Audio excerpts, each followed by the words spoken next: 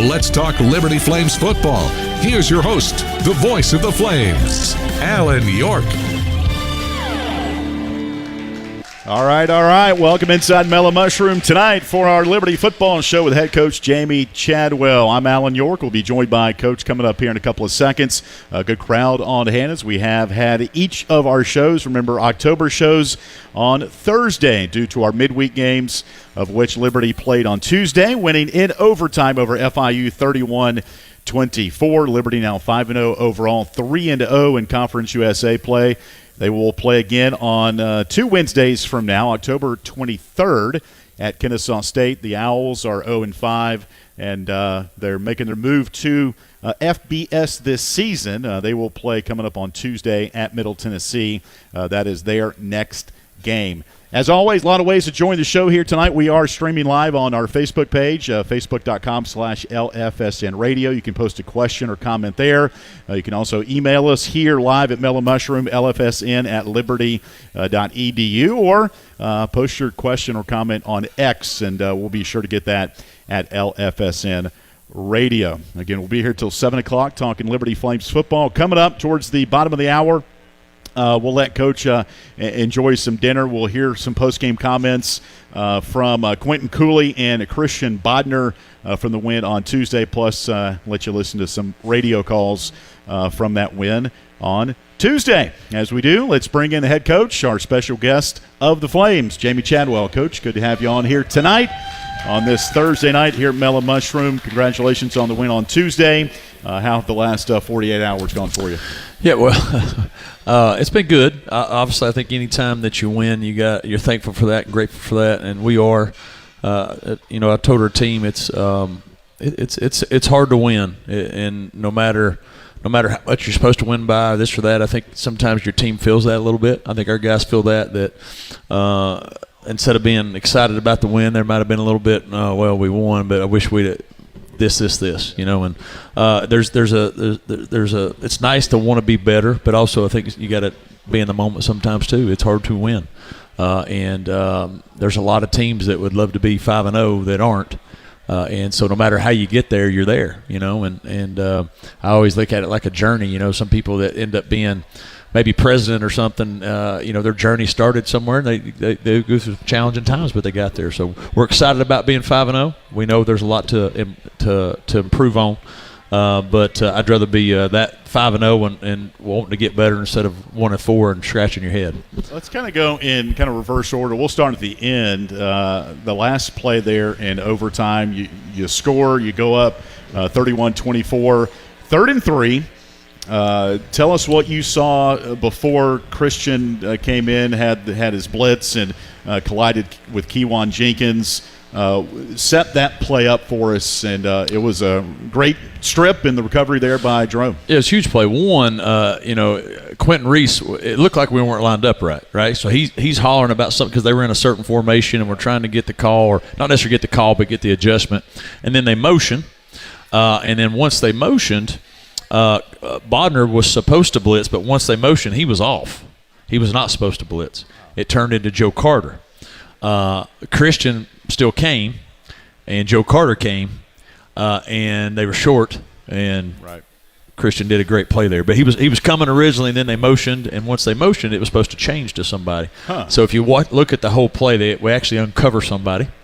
Thankfully, the quarterback's looking the other way. He's left-handed. He's left-handed, exactly. He's left-handed, and so that was part of it. We wanted to bring it from his backside, and it was a blitz that was called, but once they motioned, it was supposed to change somebody, and Christian came, and they didn't catch it, and it was obviously a big play for us. So if Christian doesn't blitz, what happens on that play? Well, if he doesn't blitz, the quarterback's throwing the fade, it looked like. Yeah. Now, I think we had pretty good coverage because he squeezed it a little bit, right? He usually pops and throws it. He paused for a second or half second, whatever it was, and that's all it took for Christian to get there. So, it would have been a bang-bang play, obviously, but thankfully that Christian blitzed. A couple of things on that play. You mentioned Quentin Reese, number 16. Somebody asked me a question, and there's tons of video that's on social media of that play, and I didn't notice Quentin at the time when we were calling it, but it looked like he was I don't know, trying to decoy something or confuse maybe FIU, but he honestly thought somebody was out of position a little bit maybe? We had a certain call, and they lined up in a certain way, and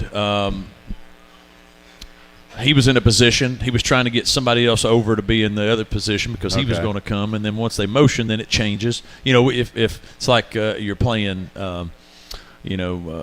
checkers, they move, and then you're trying to do your counter move. So that was part of it. But he was originally, I don't know if we were lined up the way we were supposed to. So and then they motioned out of it, and we were fine. But then Christian saw the original formation as went.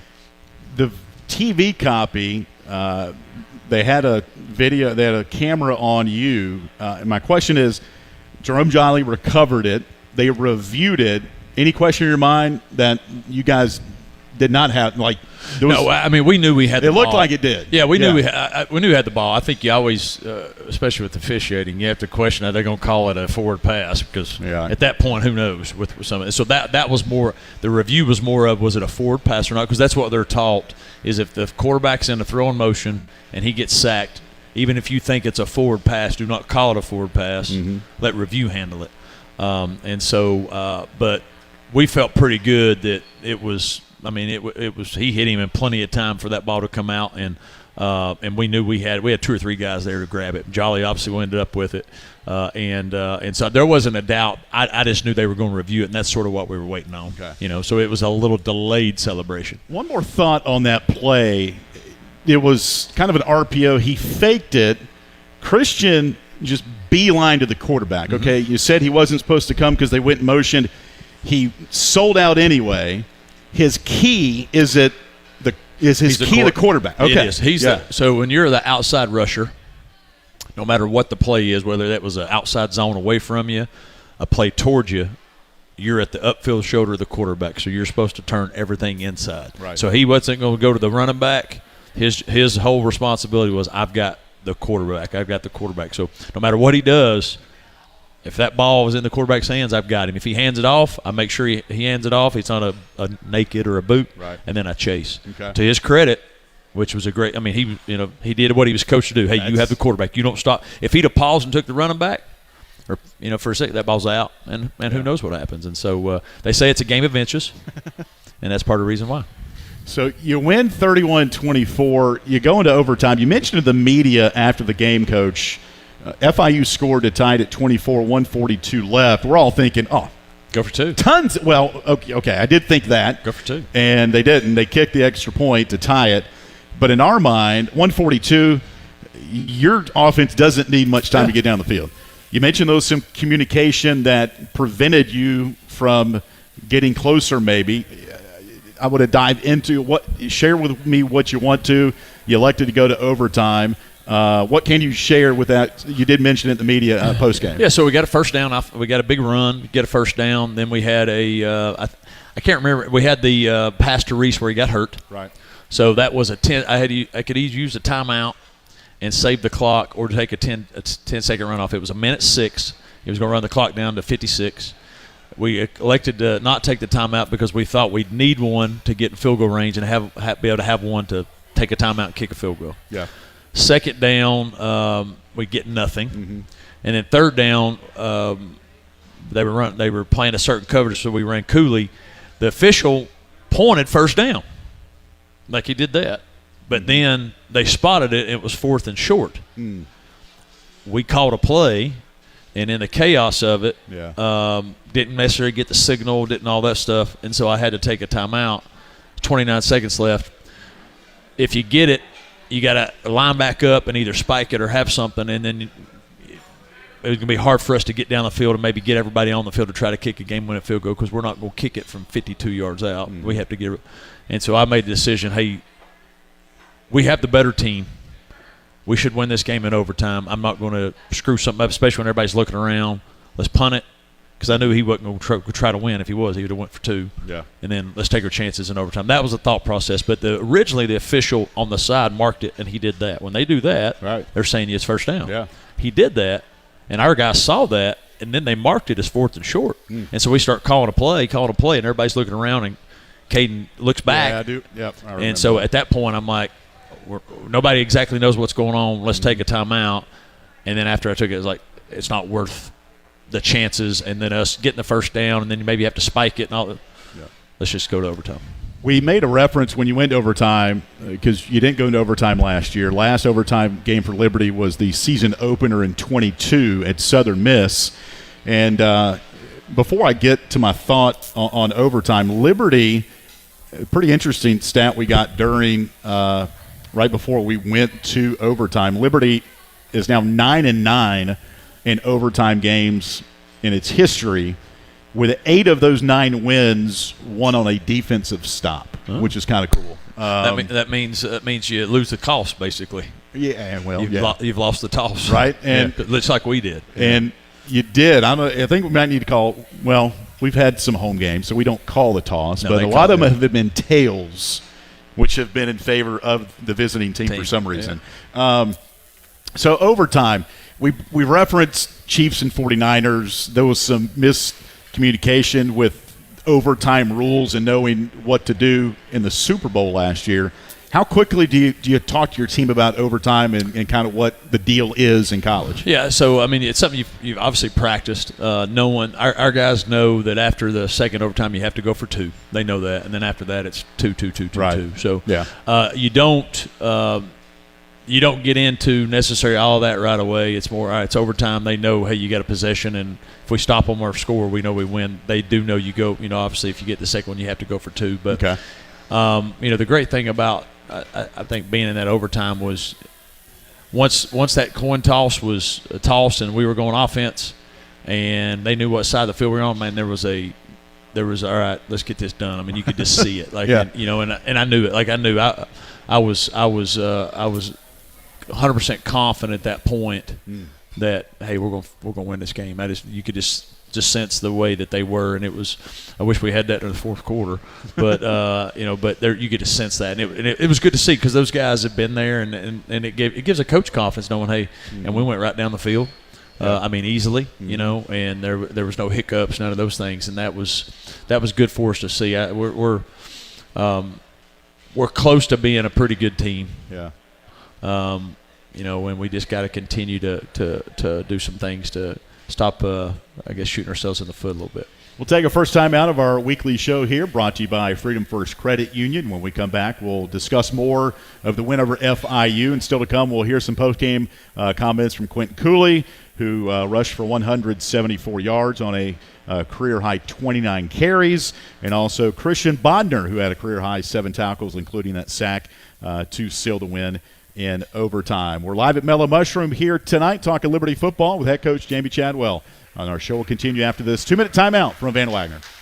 What's important isn't that Freedom First has been in business since 1956. What's important is how we've been doing business since 1956. Since day one, we have been accountable to our members, not stockholders. We make loans that cost less, offer savings plans that pay more, and give back to our community, and that hasn't changed. What has changed is our ability to serve you with more locations and more technology to simplify your financial life. Freedom First. It's a place where anyone in our region can bank for good. It's Lynchburg Nissan's Rocktober Sell Down. Save over $7,500 off MSRP on select remaining 2024 models, or get 0% financing on 5 popular models in stock. Plus, right now, trade in your car and get up to 130% of fair KBB value. You heard right. Massive discounts, 0% financing, and huge trade-in offers all month long. Only at Lynchburg Nissan, home of the million-mile warranty. Visit us today or shop anytime at lynchburgnissan.com. You're listening to the Liberty Flames Football Show, presented by Freedom First Credit Union on the Liberty Flames Sports Network from Van Wagner. Turn up the heat. Foster Fuels is a proud partner of Liberty Athletics. Fostering warm moments for 100 years, Foster has been providing exceptional propane and gas services throughout Central Virginia and surrounding areas. From propane to fireplaces and tank installs to tankless water heaters, Foster does it all. Visit fosterfuels.com or download the app to order fuel, pay your bill, and more. Get the customer service you deserve and turn up the heat with Foster Fuels and the Liberty Flames. Earthlight Mid-Atlantic, your trusted solar and energy efficiency experts. With a focus on honesty, education, and excellence, they light the way to savings, home comfort, and a greener future. Educating homeowners about the power of solar and energy efficiency is their winning game plan. Give Earthlight Mid-Atlantic a call today at 434-200-9716 or visit erepower.com.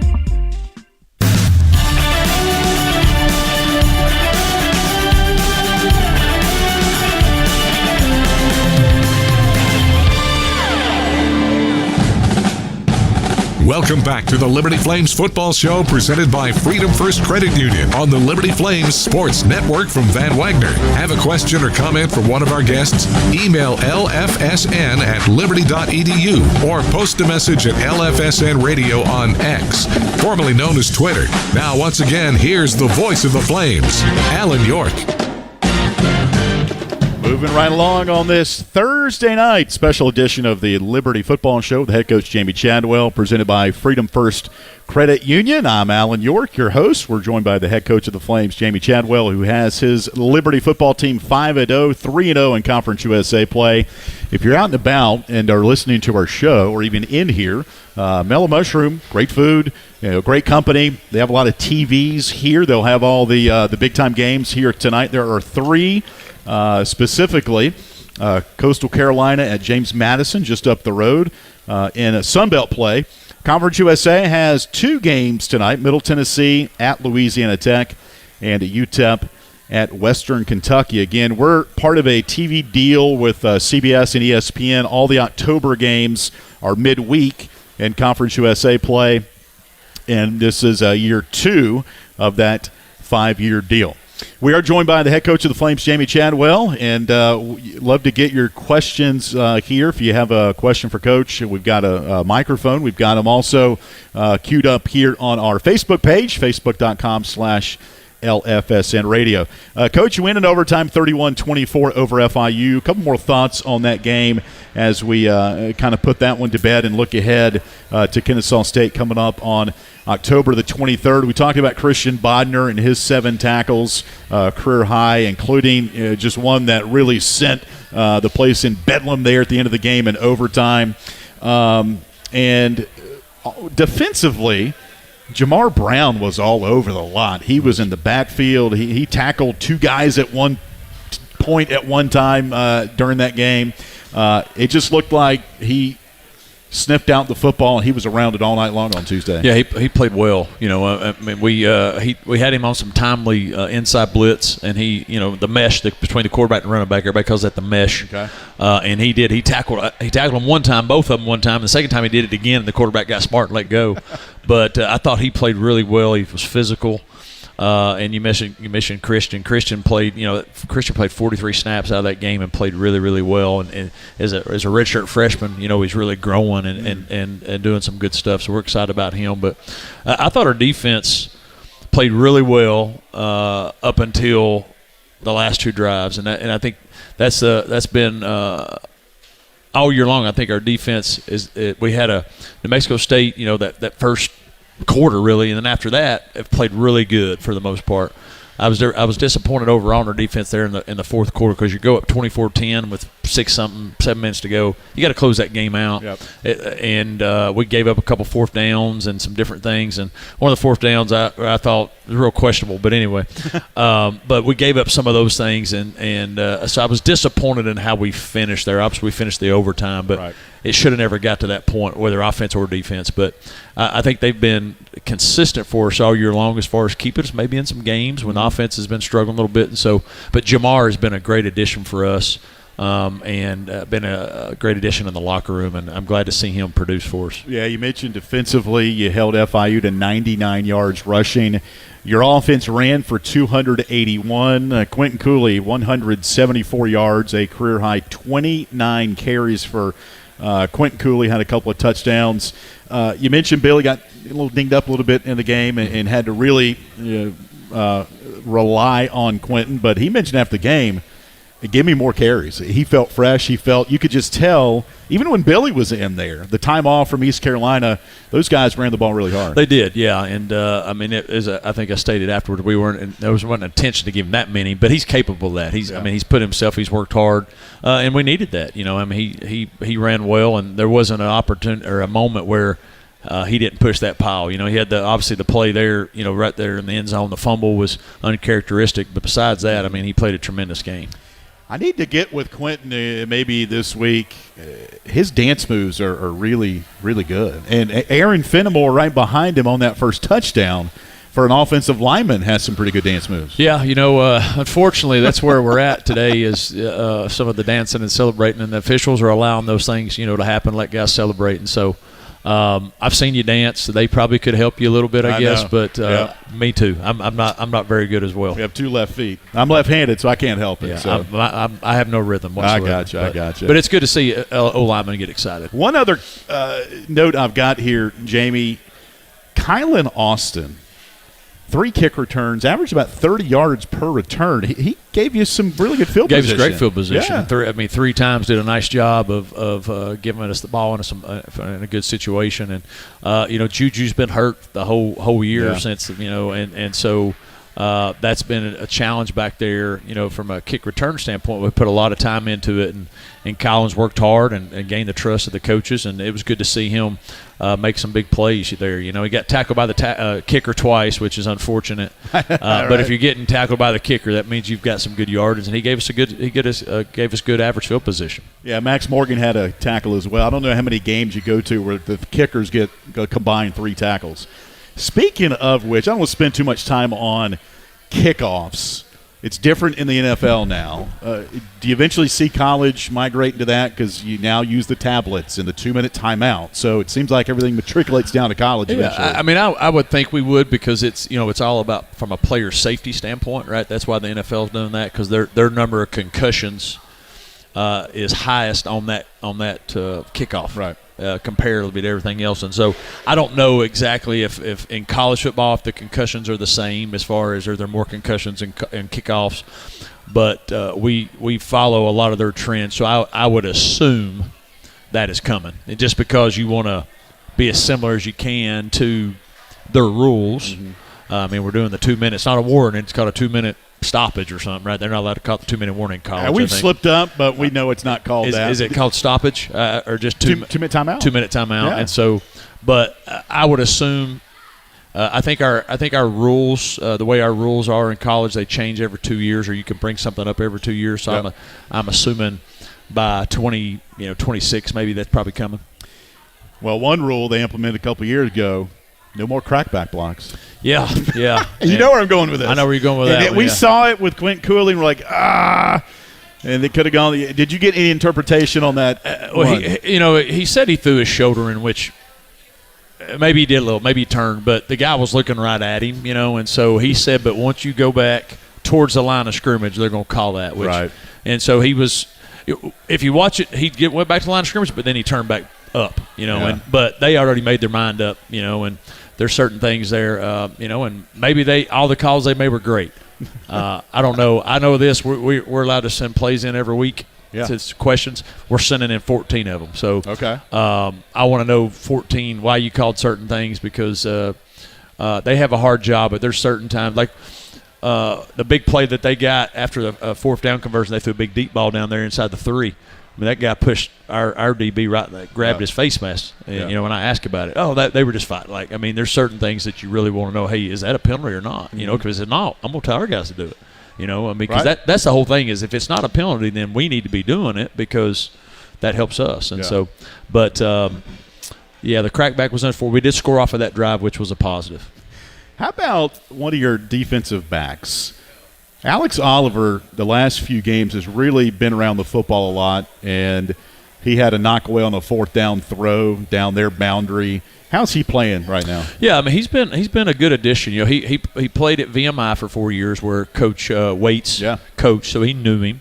So he's somebody that we Coach Waits trusted that could come in because he wasn't going to be able to come in till the summer and pick up assist him enough to be able to work it. And he's been good, especially with the guys that we've had. Marion Williams has been banged up all year. And then not knowing, you needed somebody that played a lot of football, so bringing him in, he's given us a consistent presence over there with Eli Hop being hurt a little bit too. Mm-hmm. We needed somebody that we knew had played some football that could help help us transition as we try to get some young guys ready. He's been a great addition for us. He's done well. He's been around the ball, made some big plays for us, and there's a trust factor there obviously with him and Coach Waits, which has been big, and that's it's been needed because, as I said, Marion's been hurt, E Hop's been hurt. And we were working a Charles Yates, working some new guys in, and we needed somebody that has some experience, and he's done well for us. Yeah, I saw Charles a lot in the game the other day. Eldrick Griffin working his way back in as well, special teams, so saw him make a tackle also. We're joined by head football coach Jamey Chadwell. The Liberty Football Show presented by Freedom First Credit Union. It will be here at Mellow Mushroom till 7 o'clock tonight. Injury-wise, Briley Green was out. Saw him out before the game. And you mentioned earlier last week, just going to give him some time to get healthy. And Jay Hardy, another guy who, you got a big rotation defensive line-wise, and with the big gap between games, working him back in. Yeah, Greg Carroll was out as well. D-line. He didn't play. His back was hurt, so he's another guy that was out from a D-line standpoint. Dante Lee, wide receiver. Dante got hurt in practice. After a Monday, after we had the cancellation, got hurt in practice, and so he was out. So we feel good he'll be back for Kennesaw, and then obviously Reese got hurt in the game a little bit there. Yeah. And so we had some guys that were banged up, and that Bryson Jennings didn't play. He was banged up, and so hopefully these next few days we'll get a chance to get all those guys back, and finally, hopefully, maybe.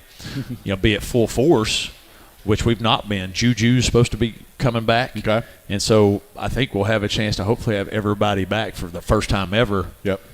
By Kennesaw. And you did mention Reese Smith in your post game, and we'll leave that there. You were hopeful that it wasn't what it might look like it was on the field, and we'll allow you to we're address hoping that it's not in your going next to be media session. thinking he avoided a major injury, which is good. We're waiting on some more results, but we feel he avoided a major one, and we'll have him back at some point, maybe not soon, but it's not a year-ending injury. How about Billy? Billy was an ankle, and so ankles are with the running backs. You could play on them, obviously, so he could have went back in if we needed to. Hopefully, again, you got some extra time off. Maybe we can get that thing right. All right, let's get to your Flames of the Week, Coach, and your Players of the Week. We'll start with the Players of the Week first. We touched on a number of these guys. Again, this just hit social media about an hour or so before our show here tonight. Jamar Brown, we talked about, one of your Players of the Week, voted on by the coaches. Eli August is another one. Yeah, Eli started on 4 units on special teams. And was our highest production player on all those special teams. And so we grade them on technique, we grade them on effort, and how much, when they're out there, are they doing what they're supposed to do, how much production are they doing, and he led that. Tremendous, had a huge tackle on our punt team, did a great job on the rest of them covering and all that. He's a tremendous role player for us. He plays some defensively. He's on every special team and loves to play, loves to compete, thankful for what he does, very grateful. And we're very thankful we have him. And how about Jordan White, offensive line? Yeah, Jordan. I mean, anytime you can, rush for that many yards and have that, I think we averaged 5.6 yards per carry. Jordan graded out 91%. He played all 77 plays, some at center, 91%, 6 knockdowns. So anytime you can do that, you played at a high level, and he's been a big reason why we've been able to run the ball better up front the last 2 games. And your Flames of the Week, Coach, again, these are guys that really help the game plan moving into game week. We'll start with a redshirt freshman, Barrett Newman, who is out of Louisiana. Yeah, Barrett gave us a great look on special teams and does a fantastic job. He's learning, getting better overall as a player, but, man, he always goes hard and is always where he wants to be, and he loves serving his teammates. So he's a good teammate to have. And sophomore Caden Callahan from Ackworth, Georgia. Yeah, Caden actually traveled with us as an own part of our special teams depth as well, but also gives us a great look there. He helps our offense. He'll play a linebacker. He'll play a rush in. If we have some injuries and different things, he plays about any position except maybe the secondary just so he can give us a good look, and he always goes hard. Yeah, and Caden's sister Kaylee used to do some social media graphics for us. Really great family, and shout out to Caden's dad, who's a big radio listener. He'll always text me, "Hey, we got the radio turned up." And the final Flame of the week, freshman quarterback out of Columbia, South Carolina, Jaden Bradford. Yeah, Jaden, is getting better every week. And he obviously runs the show team for us. And he goes down there and gives a great look. The quarterback with these teams that we're playing, and they're either their tempo or they're throwing it all over. He's got to give the defense a really good look, and he's done a great job every week, but really stood out this week. All right, we've met the midway point of our show here. That was our players of the week and our Flames of the week. We're going to let Coach take a little respite here. When we come back on the show, we'll hear some radio highlights from the win over FIU and the post-game reaction from running back Quentin Cooley and defensive back Christian Bodner. We're live at Mellow Mushroom in Lynchburg tonight. This is the Liberty Football Show with head coach Jamey Chadwell, presented by Freedom First Credit Union. We'll be back with more of the show coming up after this from Van Wagner. At Carter Bank and Trust, we believe in a life lived full of plans, promise, and continuous growth. It's why our checking and savings accounts make it easy for you to earn high interest on your balance, so your money grows faster, all backed with the digital banking tools you need, so there's nothing holding you back from living life to the fullest. Open your new Carter Bank checking or savings account online in minutes at cbtcares.org or visit your local branch. We are Carter Bank, the preferred community bank of Liberty Athletics, member FDIC. Curious about the Central Virginia housing market? Carl Miller Realty are your caring, competent, trusted advisors for real estate sales in Central Virginia.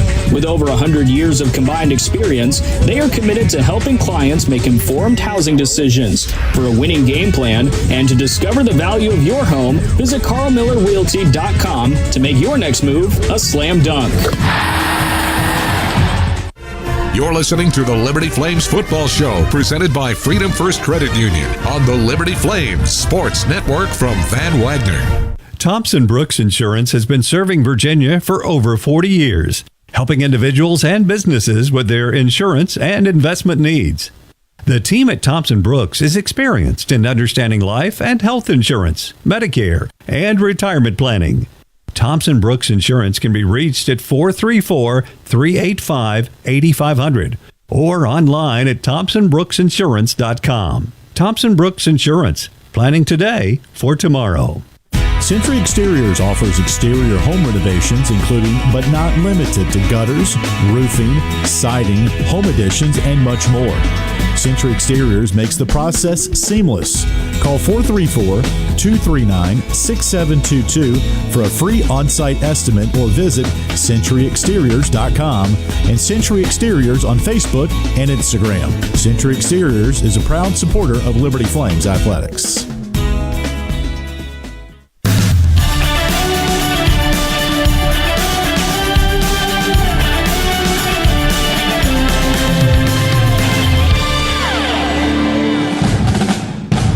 Welcome back to the Liberty Flames Football Show, presented by Freedom First Credit Union on the Liberty Flames Sports Network from Van Wagner. Have a question or comment for one of our guests? Email lfsn@liberty.edu or post a message at LFSN Radio on X, formerly known as Twitter. Now, once again, here's the voice of the Flames, Alan York. Welcome back inside Mellow Mushroom tonight for the Liberty Football Show with head coach Jamey Chadwell. I'm Alan York, having a good time here at Mellow Mushroom. Good crowd on hand, a lot of Liberty fans in their red as the Flames are 5-0, overall 3-0 in Conference USA play off the heels of their overtime win Tuesday over FIU, 31-24. Liberty will be back in action on October 23rd, I guess do the math, 13 days from now, at Kennesaw State. The Owls are making their transition into FBS, and they're coming off a Friday loss to Jacksonville State, 63-24, and they will play on Tuesday at Middle Tennessee before our game on the 23rd down at Kennesaw State. Now, that will be the third all-time meeting between Liberty and Kennesaw State. Remember, they played as Big South foes from 2015 to 2017, so looking forward to that. Coming up on the 23rd. We'll be rejoined by head coach Jamey Chadwell coming up here in just a little bit as he takes a break from the show to get some dinner and mingle with some of the fans here.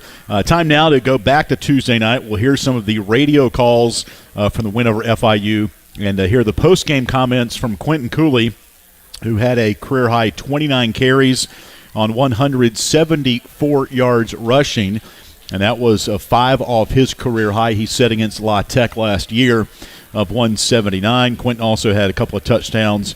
And we'll hear from Christian Bodner, redshirt freshman from Brandon, Florida, who had a career-high 7 tackles, none bigger than his strip sack of Kewan Jenkins in overtime, recovered by Jerome Jolly to preserve the win over FIU. So that's coming up right now, radio calls and post-game comments from Tuesday's win over FIU. This is a chip shot from 28 yards, just inside the right hash. Good snap, good hold. Kick on the way, and it floats through the uprights. So the Flames are on the board on their second drive on the 28-yard field goal from Colin Carhew. 8:34 left in the first quarter. 3-0 Liberty will take a timeout. Liberty's already gained 82 in the first half. Second down at about 3. Hand off to Cooley. Up the middle. Bangs his way into the north end zone. Line him up. Touchdown, Liberty. Only fitting that Quentin Cooley gets a touchdown for all the work in that drive. I'm not sure what that little jig was down there he was dancing to, but it looked pretty fresh. Number 20 has all the hottest dance moves. Touchdown. Quentin Cooley stays in there to the right of Caden Salter. 3 receivers to the left, including Bentley Hanshaw, Treon Sibley, Reese Smith. Second down handoff to Caden Salter, looking for room as he dances towards the end zone, and he will score. Light him up. Touchdown, Liberty. My goodness, design run by Case Salt there to just tuck and go up the middle and danced around until he found pay dirt.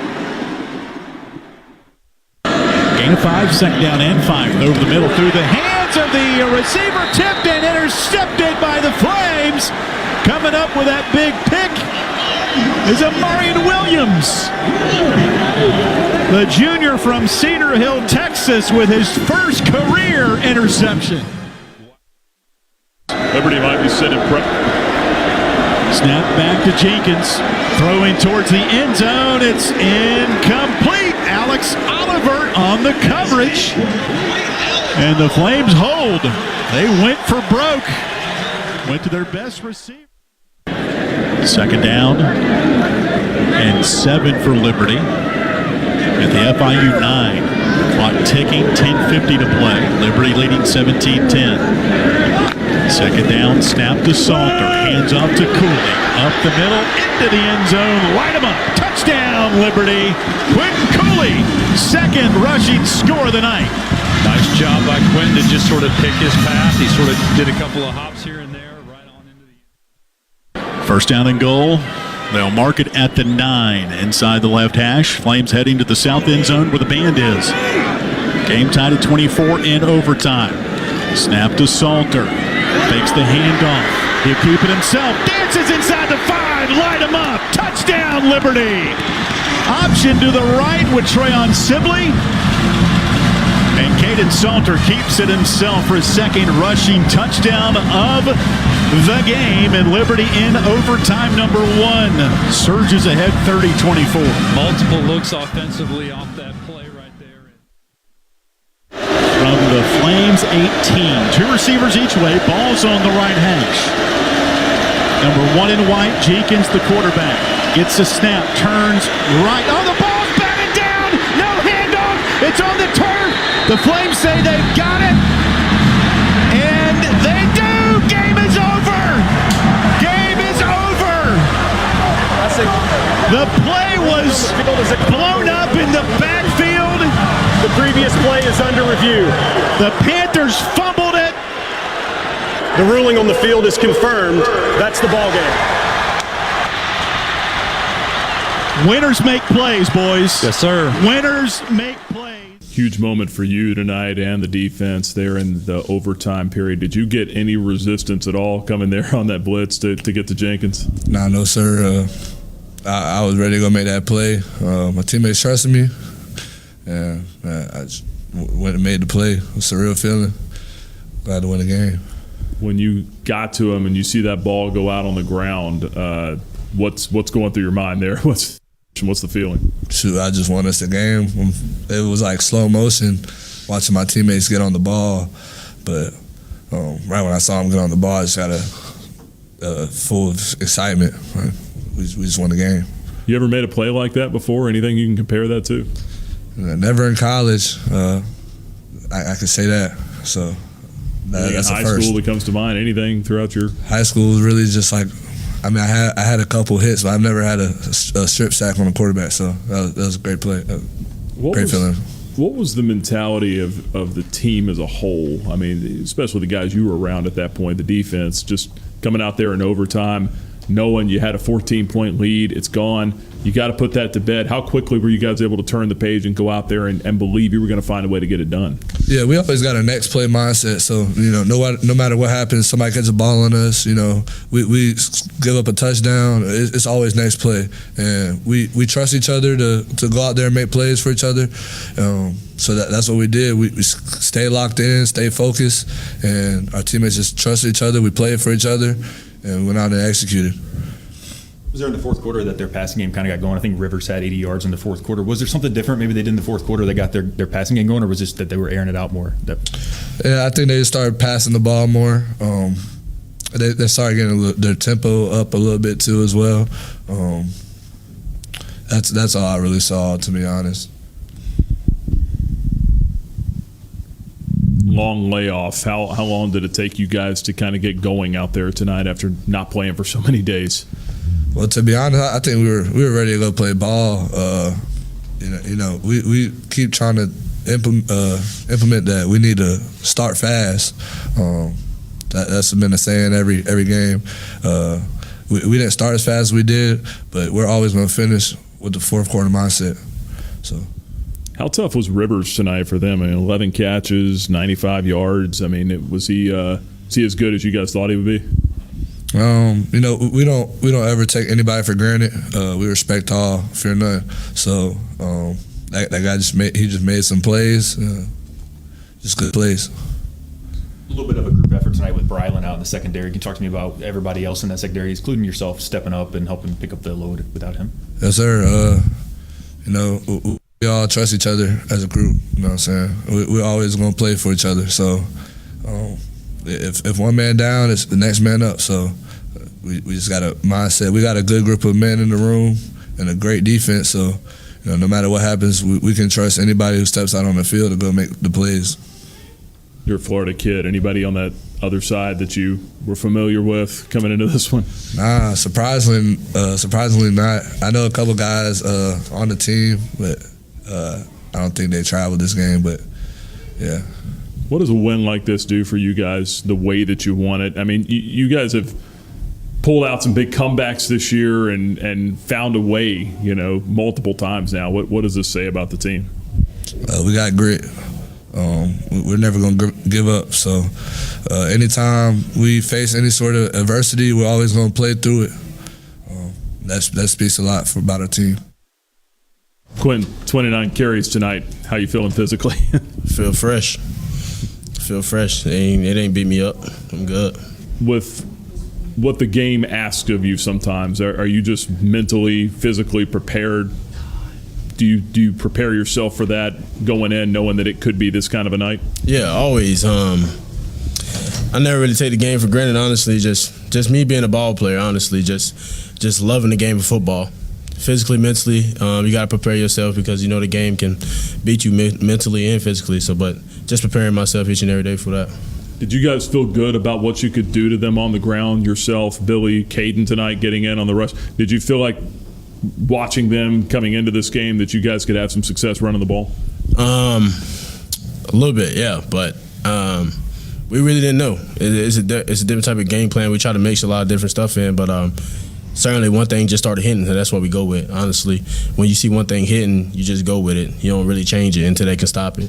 How long did it take to fill them out tonight?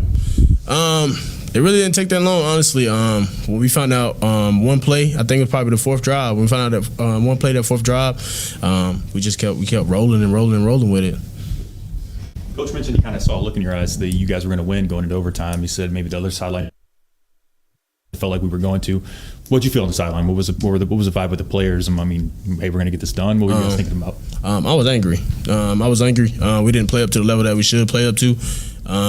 It's hard when you know you're a good team and you don't play to the level that you are. So I was angry. Yes, it probably wasn't looking in my eyes, honestly, and looking at all my teammates' eyes. But like going in that overtime, you see all my teammates just like, yeah, it's time. Like the defense coming in the offensive huddle and stuff. It's like basically like New Mexico State all over again. But they trying to help us up. They're trying to help us up to be able to drive through the game like we did. And that last drive we did, that's what we executed really well, and that's how it was. And that type of game and the atmosphere, I turned into a different person, and I feel like nobody can stop me when I got that type of mindset.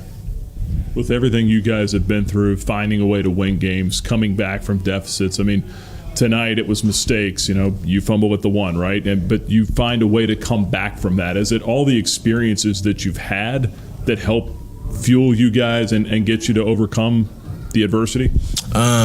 Not really. It's not being selfish. It's moving on to the next play. If you don't move on to the next play, more stuff can really happen. More turnovers, more everything. So not being selfish to your teammates, just taking that accountability and move on.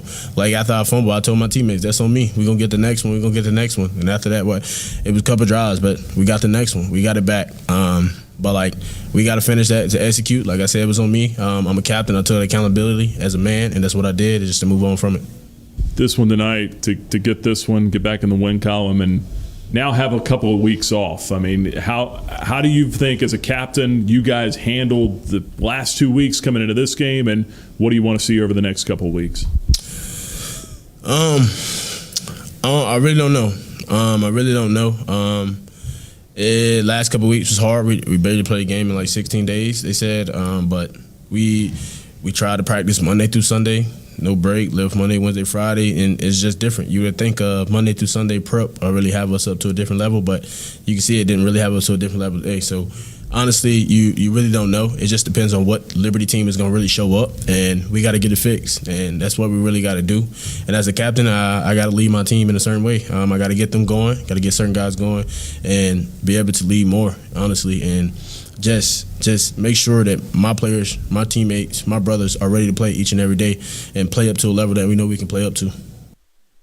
And that is Liberty running back Quentin Cooley. Also heard from Christian Bodner, defensive back. I made the comment on the radio on Tuesday night about hearing that interview. Again, that was post-game interviews after the win over FIU. And Quentin Cooley, what a great player he is. But he's really developed into a really good leader. And you hear his comments. He's taking responsibility for his team.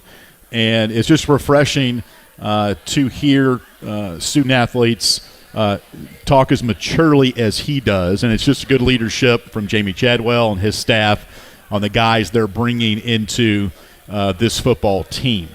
So Liberty 5-0, 3-0 in Conference USA play. They'll turn the page to October 23rd at Kennesaw State. And then our next home game coming up on October 30th against Jacksonville State, who's playing really good football. Jacksonville State winning its game last night. And, again, the standings in Conference USA beginning to kind of separate itself just a little bit. Liberty 3-0 in league play. Sam Houston, Bearcats are 5-1. And then Jacksonville State has won 3 in a row after an 0-3 start. So, and then you got Western Kentucky, who plays tonight. They're still undefeated in league play.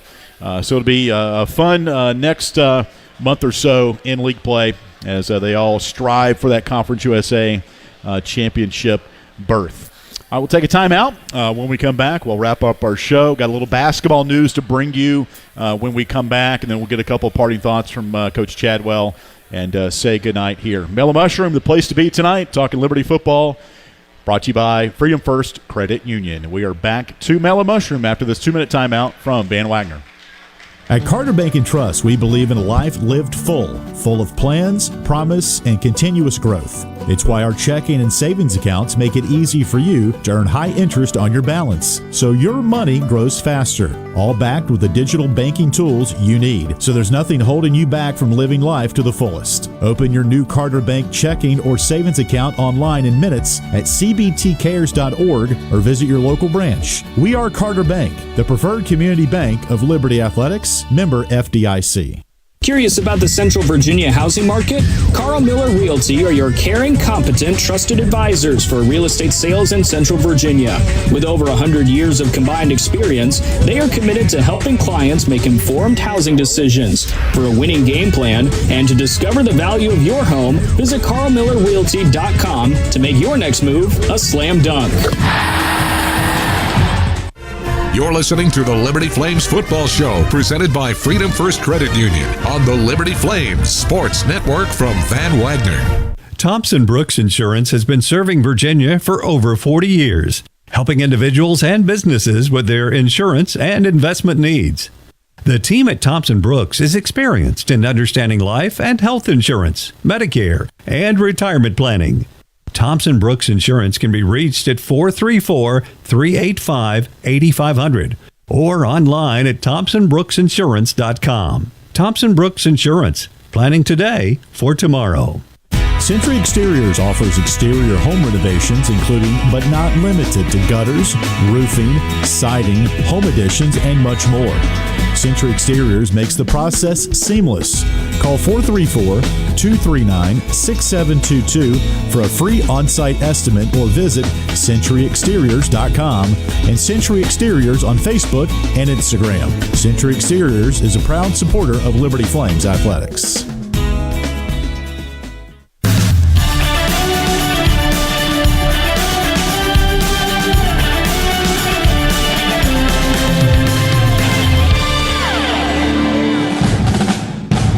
Welcome back to the Liberty Flames Football Show, presented by Freedom First Credit Union on the Liberty Flames Sports Network from Van Wagner. Have a question or comment for one of our guests? Email lfsn@liberty.edu or post a message at LFSN Radio on X, formerly known as Twitter. Now, once again, here's the voice of the Flames, Alan York.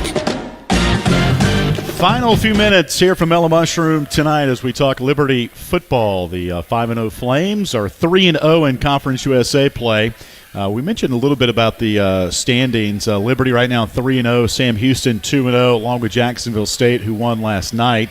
Western Kentucky's 1-0, FIU 1-1, and then winless teams in league play, Louisiana Tech, Middle Tennessee, and Kennesaw State all 0-1.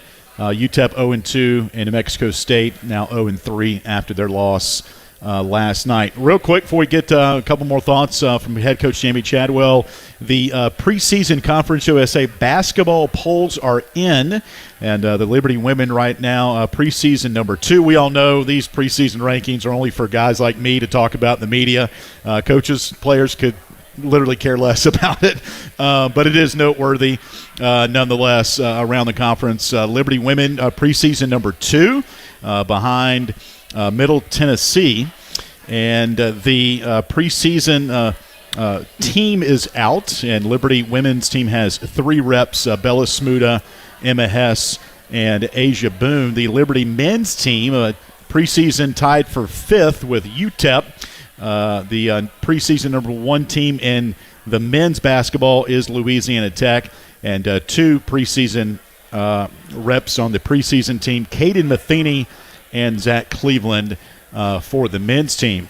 Coach, you're a big fan of all Liberty sports. I've seen you, hockey, men's basketball, you're there a lot with your hockey jersey, which is kind of cool. Yeah. What's it like to get out and support the other teams when you can? Well, I enjoy it. I like to see other coaches, coach. Yeah. I think we've got tremendous coaches on campus, and I think you can learn a lot from them, just observing how they handling their team, different things that they're going on, because I think you're always trying to find better ways to learn, and what better way than here. We obviously Coach McKay, Coach Green have done tremendous. Our track coaches, I don't think they've won 19 straight or 20-something straight, championships. So you'll never catch up to them, I don't think, But it's fun, and then also I think too you want to show that you're supportive of everybody's programs as well. I think that's one thing that makes Liberty special is you see a lot of other sports and coaches and people always supporting your program. And I think it's good for us to also do the same. And I enjoy watching it because I think everybody that I've had I've not been able to see everybody, but the ones I have, we play at a high level, and I think it's fun to watch and be a part of. Coach, you mentioned learning from other coaches. It's just like in our broadcasting profession, you never think you got there. You're always striving to call a game better for me, or call a game better as a coach. In your career, give us a coach or two that you want your own style of being, sideline demeanor, but we do things that we have learned from other people. Who are one or two of those in your career that we might not have talked about that are really dear to you? Well, I think originally, I think as you grow, it's just like in your Christian walk as you mature. I think as a young coach, I always enjoyed Steve Spurrier. Okay. So one of the reasons I wear a visor. I was going to bring that up. Steve Spurrier. Yeah. Where I went to school, that was where he was from. He was from Johnson City, Tennessee. We played and scrimmaged and different things in Steve Spurrier Field. Yeah. So just around that, and I always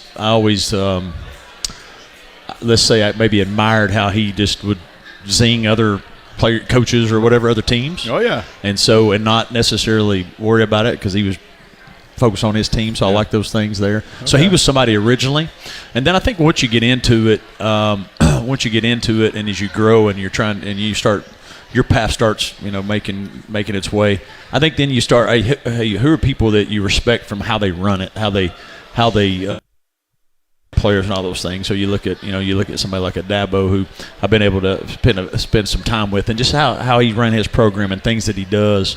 To invest into the players and help make them better people. I think so. He's somebody because when I was at North Greenville, I was close up there, and so that's somebody because I was in that in that state that it was naturally there. So those are a couple. But then from the outside, people that you might not know, but that you watch and you admire, whether that's an NFL coach or whatever. Like I love how Andy Reid does certain things. He said, I don't know Andy from Adam, but I study, hey, what are things that he does because he gets the most out of his team. So I like to learn about things like that. But as far as people I've met and spent some time with, those two have came to mind that for a long time it was, all right, what was Steve Spurrier doing? I was thinking about Steve Spurrier, So. And you mentioned Dabo Swinney just became the ACC's all-time winningest coach with their win over Florida State.